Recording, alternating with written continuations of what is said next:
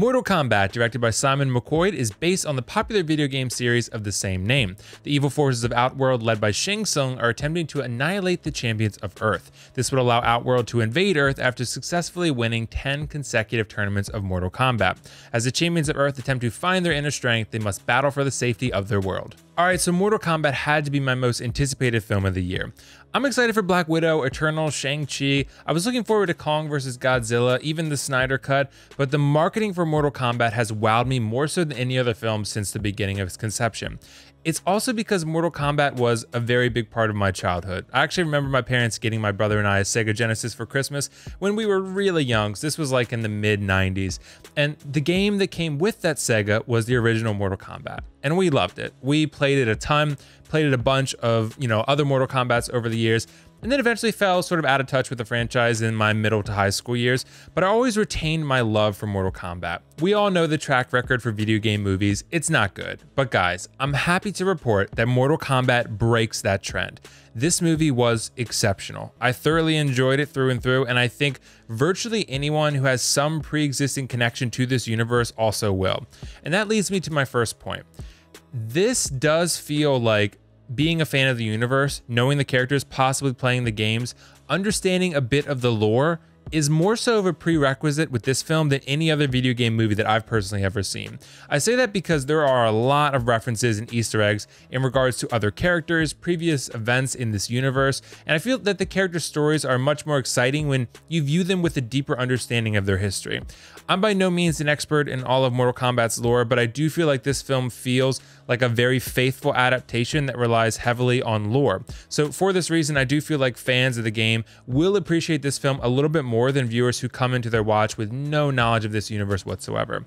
But the castings in this film are really, really good.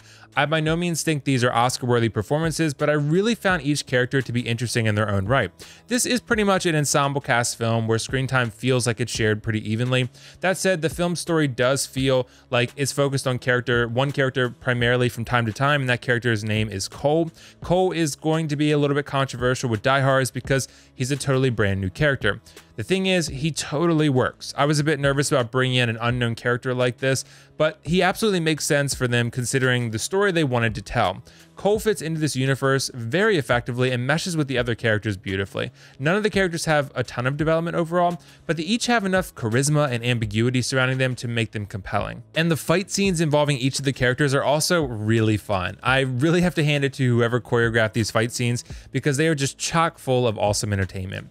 These are definitely the best fight scenes I've seen this year, and not to spoil my end score, but this is definitely the best film of 2021 thus far for me.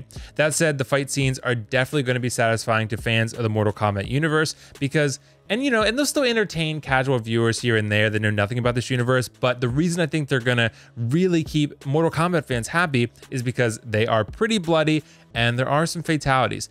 Not as many as you would think though. There certainly are a few here and there and they are pretty bloody like I mentioned, but I honestly was expecting it to be a little bit more so considering how far the game goes at times. Still, I think for fans of the game, it's going to be very satisfying nonetheless. But honestly, the real stars of the show are unsurprisingly Scorpion and Subzero. These two in my eyes are the faces of Mortal Kombat. They're the most recognizable characters, they're the most interesting in my opinion, and their rivalry has always remained compelling. This film brings everything I love about these characters to the table.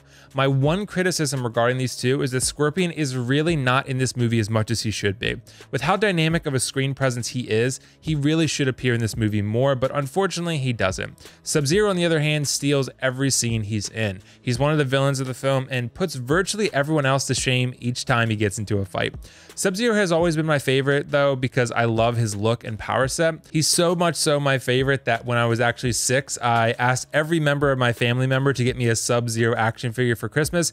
And I guess none of them communicated with each other. I ended up getting 3 of them. So now that I call a win. But in all seriousness, I really hope we see more of Hiroyuki Sanada and Joe Taslim because these two were outstanding and really make me want to buy every collectible version of their characters.